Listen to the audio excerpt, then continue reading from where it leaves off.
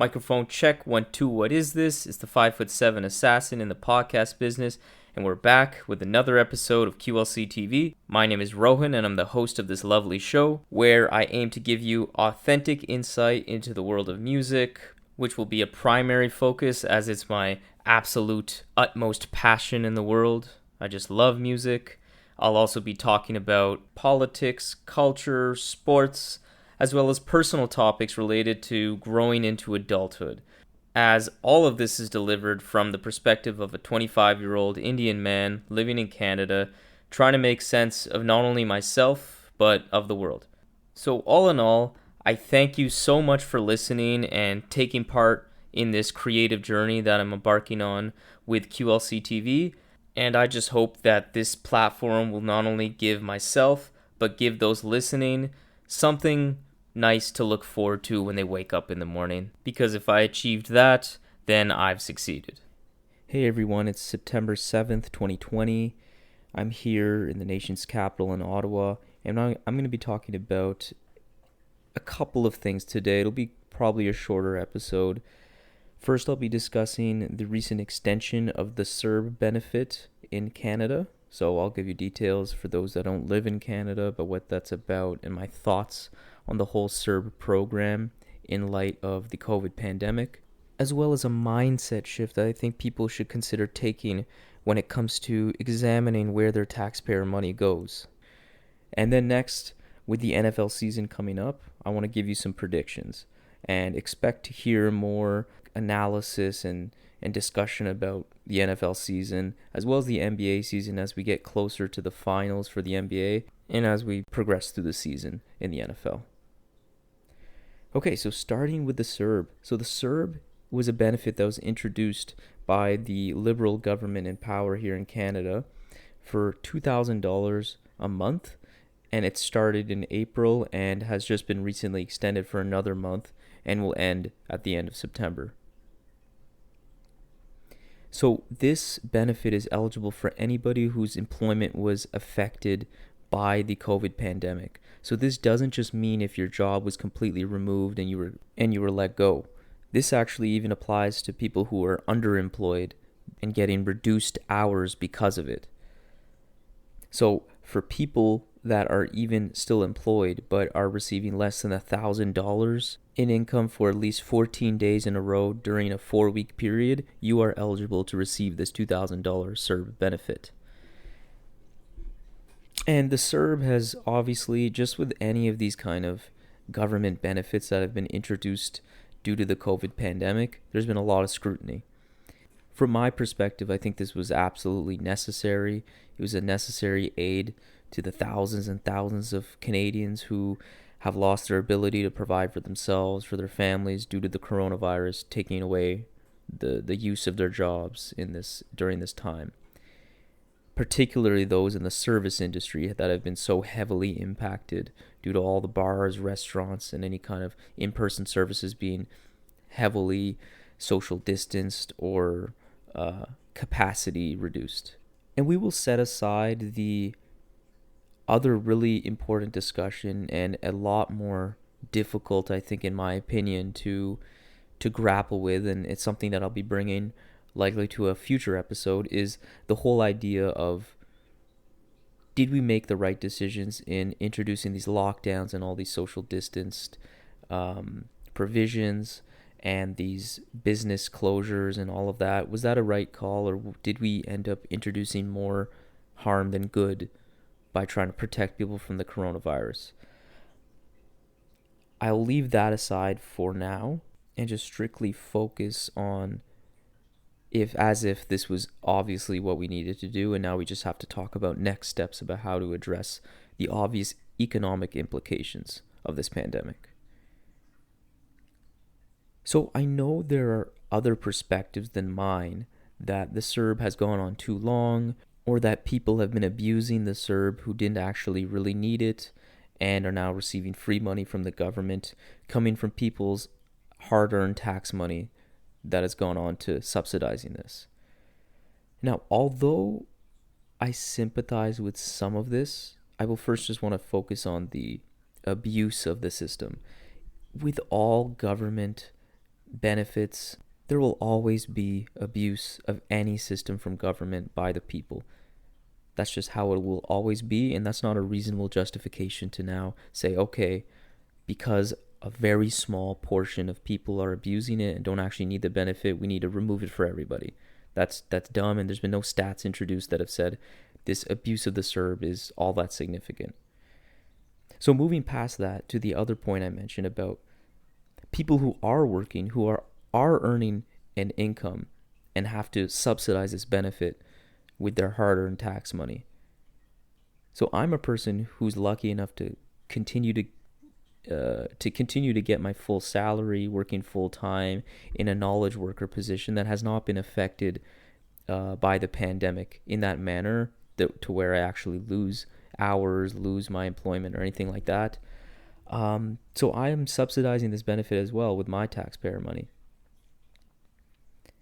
And I think the issue with the CERB and any kind of government social safety net topics in general, they come down to the way we fundamentally look at the role of government in the structure of social welfare and who should be funding this.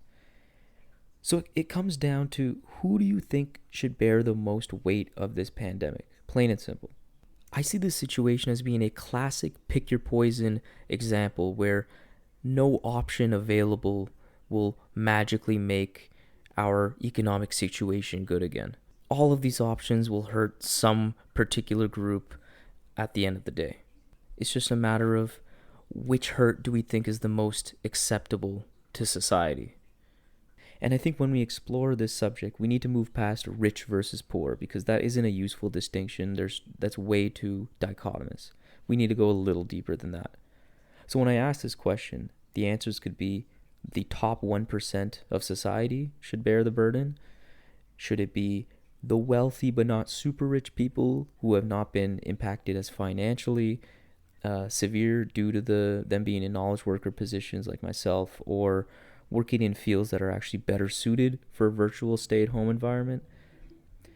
Or finally, is it just the working class people, particularly those who have been affected most financially by this pandemic? Should they bear the most burden from the negative consequences of this pandemic? My quick and dirty answer to this question is that yes, it is quite clear to me that it should be those 1%er ownership class folks that should bear the most significant part of this burden. And this is simply because they can afford to do so. They will not be on the streets. They will still be able to have a very high standard of living, even if their taxes are increased significantly. And I know when we're talking about any kind of topics about increasing taxes on the richest of people always point to job creation. They're saying, okay, what is going to happen to the jobs? What about our future job creation? And I see that argument as being very disingenuous.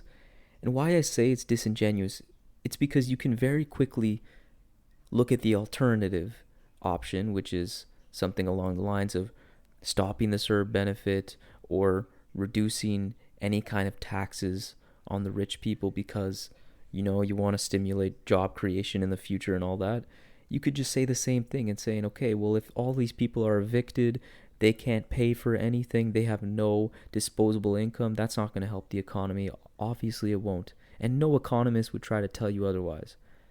So neither option that we have at our disposal will magically make our economic situation good again.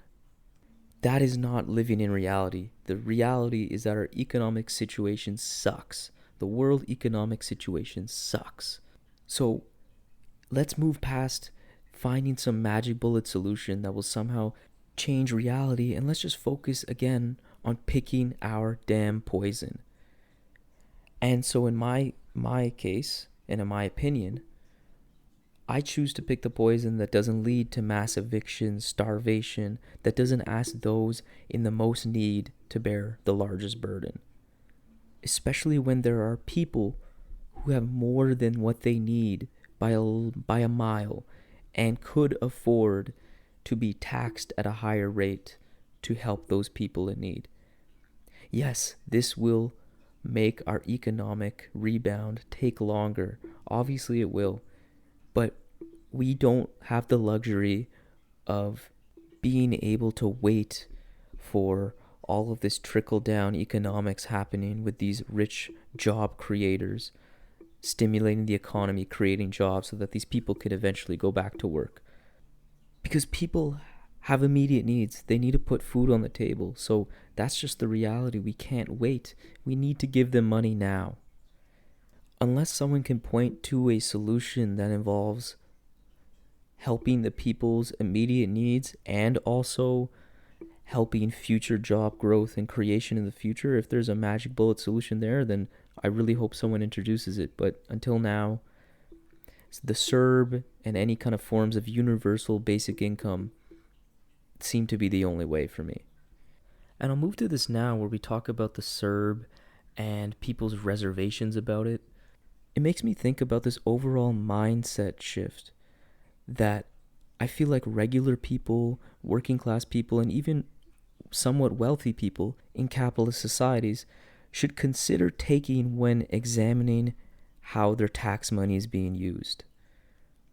Because in my opinion, I feel like when it comes to any form of government aid, such as the CERB, I feel like these people need to look at all of their hard-earned money that is being taken from them due to taxes as not just being taken from them solely to fund all of these programs that help people in need, whether you think they are in need for justifiable reasons or not. Your hard-earned tax dollars are also going towards helping rich people continue to hoard their wealth by contributing your tax dollars that could have otherwise been paid for by the richest people in your country. Yes, these rich people, these job creators, these owners of businesses, they deserve a lot of wealth because they worked hard and they had great ideas that benefited society. But are they 1,198 times more hardworking and valuable to society? Or how about 806 times or 2,900 times more hardworking and valuable to society compared to the working class? I use those numbers not randomly. There was a article by CNN that discussed how Walmart's CEO in 2018 earned 1,198 times more than the median wage of a worker at Walmart. At Macy's, the Macy's CEO earned 806 times more than the median wage of its workers. And then at the Gap CEO earns 2,900 times more than the median wage of the workers at Gap. So tell me, is that okay? Is that just? Do they really need all of that money? Did they really earn that much more money than everybody else? Than the working class individual? I don't think so. And so lastly, I wanted to talk about another aspect of this COVID pandemic and the job loss that has really fascinated me.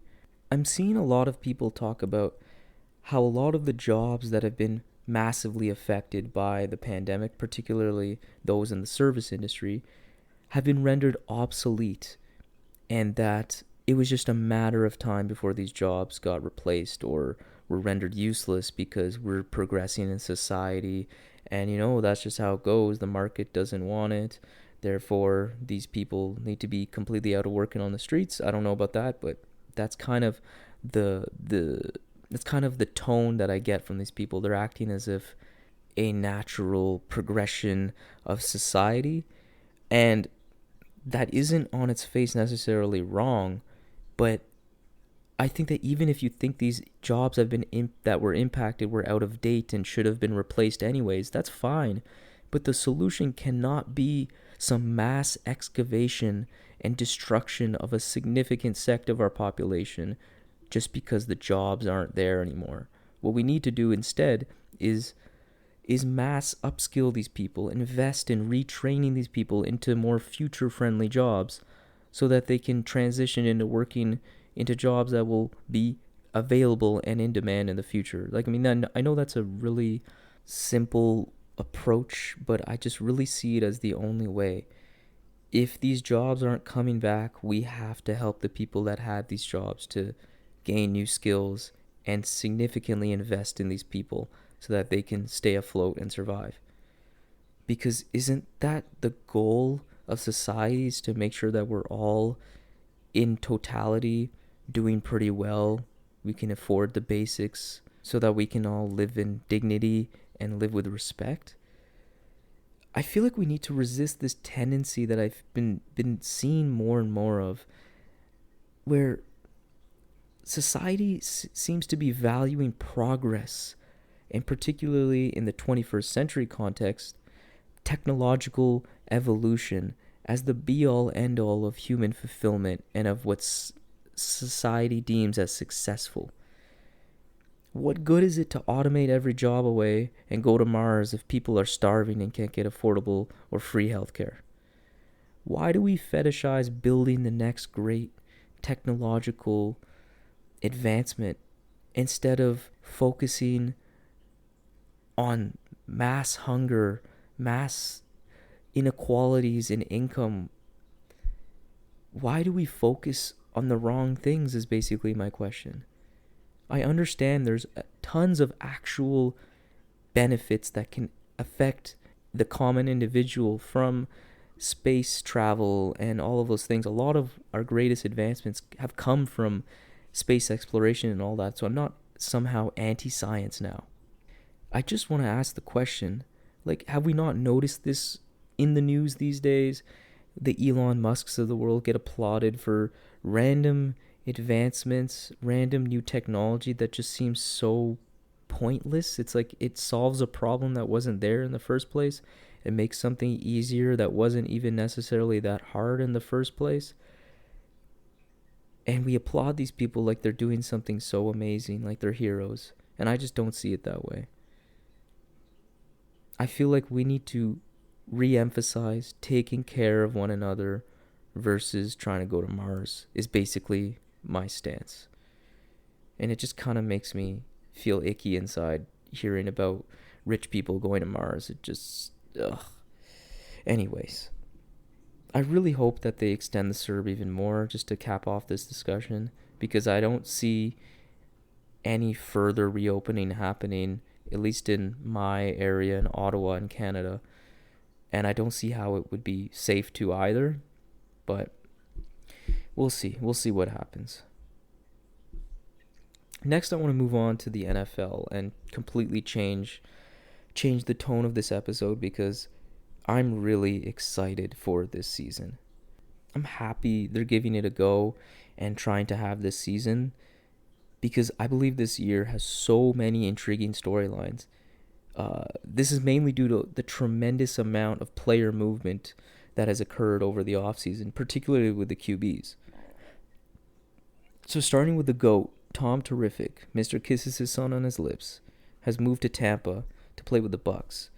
And that team is absolutely loaded on offense. Chris Godwin, Mike Evans are arguably the two best receivers, the best tandem at least when it comes to receivers in the league. And then you have Gronk returning with Brady, which should be fun. They have O.J. Howard at tight end as well. And they just signed Leonard Fournette. So they have a pretty decent crop of running backs. So I think they'll be able to churn out a running game. And then their defense was actually ranked pretty high. They were quietly having a good year last year. It was just due to Jameis Winston's just crazy amount of picks that they had. They didn't make the playoffs. They actually had a pretty good year. So I know that Brady isn't in his peak. And it's funny that I mentioned Brady without mentioning that I have rooted against this man for the entirety of my NFL watching career, which started in 2007. And which, funny enough, started at his 16-0 year.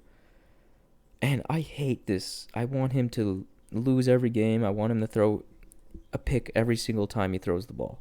But it truly is an honor and a pleasure to watch this guy play and root against him, because he's so amazing. It gives me a lot to hate, honestly. He destroyed my guy, Peyton Manning's many chances at championships, because he just is a stone cold killer. So that aside, I understand that Brady isn't in his peak, but I have to acknowledge that I still think he has another year or two left. Uh, I expect him to play as a bottom tier, bottom top 10 QB, which would be a huge improvement over Winston last year. So I expect them to do some big things, and I'll talk about where I see the NFL standings at the end of this year being at the end of this episode, along with my final predictions and Super Bowl picks. But then we also have, going back to the QB movement topic, we have Phil Rivers joining the Colts. And I think this will revitalize his career a little bit because he had a bad last year, but he didn't have a lot of help. It's the Chargers, so they have like 100 injuries every year. But this Colts O-line is arguably the best in the league, and I think this will give Rivers the best protection he's ever had in his career. And I think the weapons are solid enough that he should have a bounce-back year for sure. Then we have the Cam-Bill Belichick relationship in New England. I think that'll be really interesting. I like Cam, so I hope this works, but man, he has nothing to work with. The weapons are just as bad as they were last year for Brady, except now the O-line has been hit with some COVID opt-outs, and the defense is just been ravaged with the COVID opt-outs. At least 4 of their best players have all opted out, including Donta Hightower, I think Patrick Chung as well. They're in trouble. They are in trouble. So if they even have a winning record, I think that will be a huge testament to both Cam and Bill Belichick's abilities and their leadership skills. And some other new QB situations that are really interesting to me are the Teddy Bridgewater getting a second chance with the Panthers. That'll be fascinating. And then just seeing how the Super Bowl teams fare will be really interesting. I'm curious to see if Jimmy G can make amends for that subpar ending that he had to last season. I thought he actually flashed some top 10, top 15 abilities as a QB, but he'll have to show this growth with lesser weapons now because Emmanuel Sanders was a great receiver for him, was gone, and Deebo Samuel, who showed a ton of promise last year, will miss the start of the year. And some other key storylines I see is, will the Broncos, this sexy dark horse pick that a lot of analysts have been choosing, will they actually fulfill the potential they have with the now full-time starter Drew Lock and actually create a contender? Will the Browns finally make a playoff push and actually make the playoffs for the first time since the 90s? And with all that talent, Baker Mayfield, will he actually show that he's a good QB, or is he just not a good QB? I'll add some color to these thoughts by going through now my predictions for the standings for each conference. So I'll start with the NFC. Out of the NFC, it's interesting because there's a bunch of really good teams, but all of these teams have major question marks still. When it comes to the Saints, I think Breeze has begun regressing much more than people think. He's still very accurate in the short to medium term throws, but he really doesn't have a deep ball anymore, and he doesn't even try all that often. But that being said, they're still the most complete team in the NFC, especially since they acquired Emmanuel Sanders from the Niners, who will now finally give Breeze a solid number 2 option behind Michael Thomas. The Tampa Bay Bucks, they have a ton of potential. This offense looks lethal, but they have a lot of moving parts, especially given the compromised offseason. I expect them to start slow. The Seahawks have Russell Wilson. He's always a bubble MVP candidate, but they have a very weak pass rush and a 19th century offensive philosophy that continues to limit the greatness of this future Hall of Famer, Russell Wilson. The Packers still have a lack of weapons. They didn't address that at all. Outside of Devontae Adams and Adam Jones, I think they'll require a vintage Rodgers performance to actually truly contend for a Super Bowl. The 49ers, I think, are going to struggle a bit on offense this year. They'll still be able to run the ball well, but Jimmy G does not have a lot to throw to, and I think that'll be a problem. The Eagles lack the consistency and still don't have enough offensive weapons. The Cowboys have the best offense they've ever had in the Dak era, but they have a limited defense. They are not elite on defense, and we'll see how Mike McCarthy and Dak mesh. Again, the COVID compromised offseason is huge for these teams that have a lot of moving pieces, that don't have a lot of continuity from the past year. Therefore, I think it's wide open in the NFC, but I think the Saints get the first seed, and therefore the NFC South crown at a record of 12-4. And I think therefore the Bucks don't win the division but get a close second at 11-5 and nab one of the wild card spots. I see the Seahawks winning a very tough NFC West at 11-5, and I see the 49ers taking a bit of a step back and going 10-6. I see the Packers winning their division, but again in a way that doesn't impress, with a very mediocre record of 10-6. And then I see the Cowboys appearing as actual real contenders and nabbing the second seed of the NFC conference with a 12-4 record. I see their offense lighting it up. Amari Cooper coming back this year. They have CeeDee Lamb, rookie that looks really promising. They still have Zeke and a very good offensive line. I think if the defense can just do the bare minimum, I think they have a really good chance at winning a lot of games this year. Lastly, due to the new NFL playoff format where they've introduced a new third wildcard spot, I assume that the Eagles will grab that. They'll have another scrappy year. They'll be a little inconsistent, but I think overall they have the talent to get it done and nab that 7th spot. And now moving to the AFC side here, I see the Chiefs returning with all of their key pieces, a lot of continuity. I expect them to roll. I see them going 14-2 and the number 1 seed. I see staying in the AFC West now. The Broncos, I do think, make the playoffs, but just barely, and grab that last wild card with a 9-7 record. I think Drew Lock is actually the real deal, but I think he's a bit erratic at times, and I think that'll be the kind of their limitations. His mistakes will be their undoing. I expect the Ravens from the AFC North to win their division comfortably at 13-3. I think Lamar will progress even more as a passer, but I think their defense will take a slight step back, and that might be a problem against a team like the Chiefs. The Browns, I believe, will finally make good on their potential and will get a wild card spot at 10-6, meaning I think the Steelers actually miss the playoffs.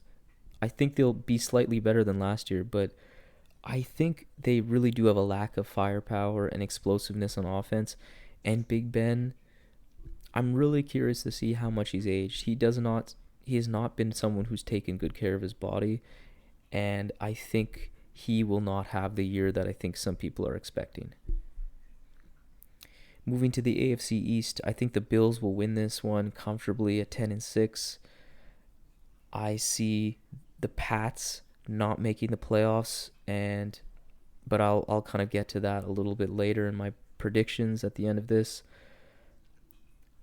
Moving to the AFC South, I see the Texans actually being a bit better than people expected. They lost DeAndre Hopkins, but they do have David Johnson in the backfield who should be pretty solid, and they got Brandon Cooks to go along with their 3 to 4 very solid receivers. I think Deshaun Watson can make magic with anything, and I think they will take the AFC South crown. I think the Colts, with the Rivers having a resurgent campaign and a good enough defense, I think the Colts just edge out that 7th and last wildcard spot.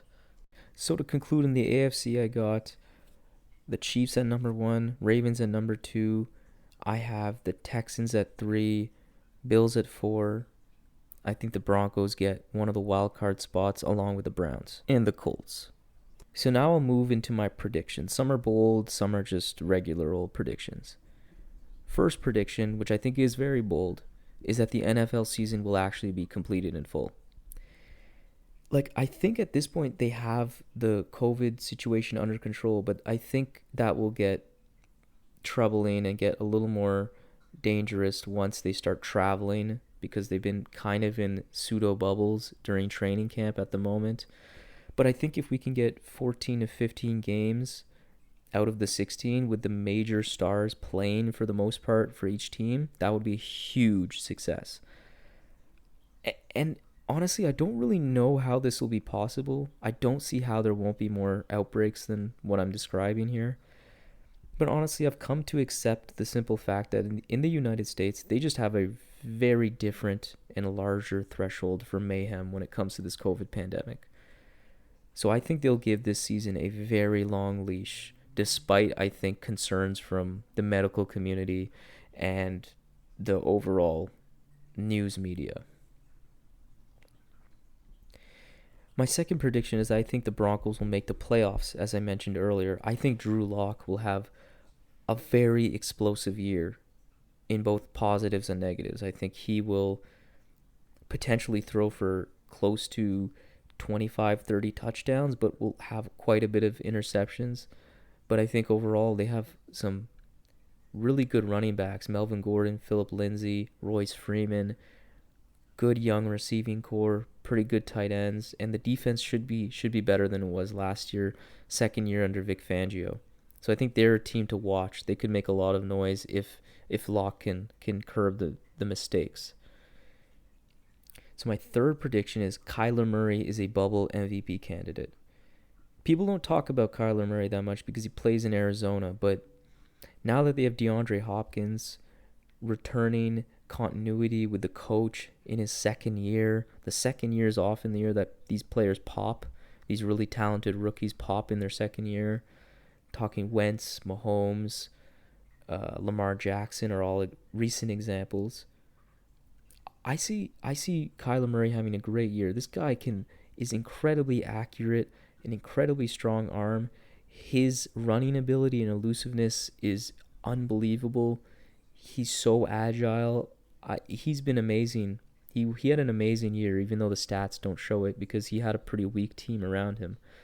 But I think the team still will struggle on defense, but I think you're going to see the Cardinals in a lot of exciting shootouts this year, and I think he's going to put up some really great numbers with the addition of DeAndre Hopkins, so I see him as being a legit MVP candidate. My fourth prediction relates to the GOAT, and I think Brady's going to throw for over 35 TDs and over 4,500 yards and will be a bubble MVP candidate himself. I just see his red zone targets being incredible, his deep threats being incredible. I still think Brady can throw a good enough deep ball, and I just think he has too much to work with. Even if he has regressed, he's still good enough, and the weapons are insane. So I think he's going to have a really great year. But moving on to my next prediction, I say Patrick Mahomes is the MVP and Offensive Player of the Year. The continuity, all of the pieces being there, other than Duvernay-Tardif losing him because him opting out for the season may be a problem in protection.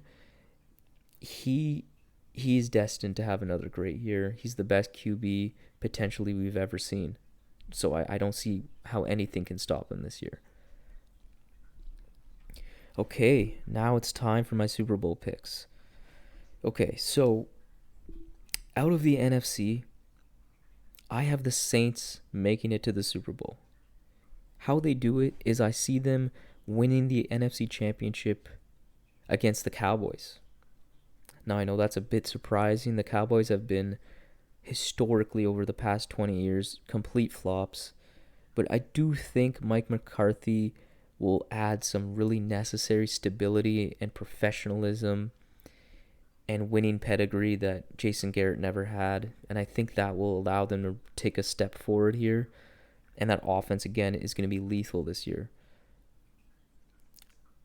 But I still think the Saints are the most complete team, and I think Breeze will continue his trajectory of kind of being a top 10 QB, maybe even a little lower than that this year.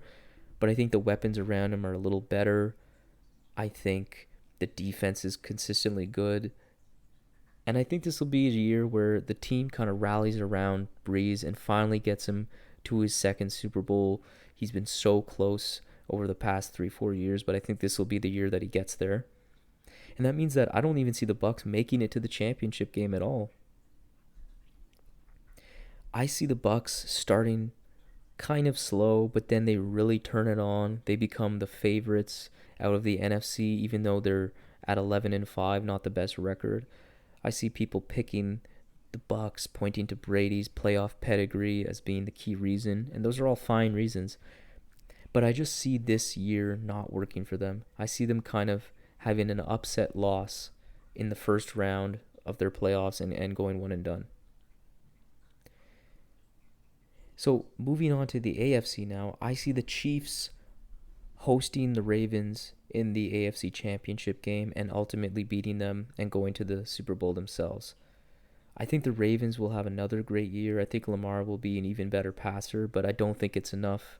I think the Chiefs had a quietly good end to the year defensively, and I see that continuing with Tyrann Mathieu returning, Chris Jones being locked up long term.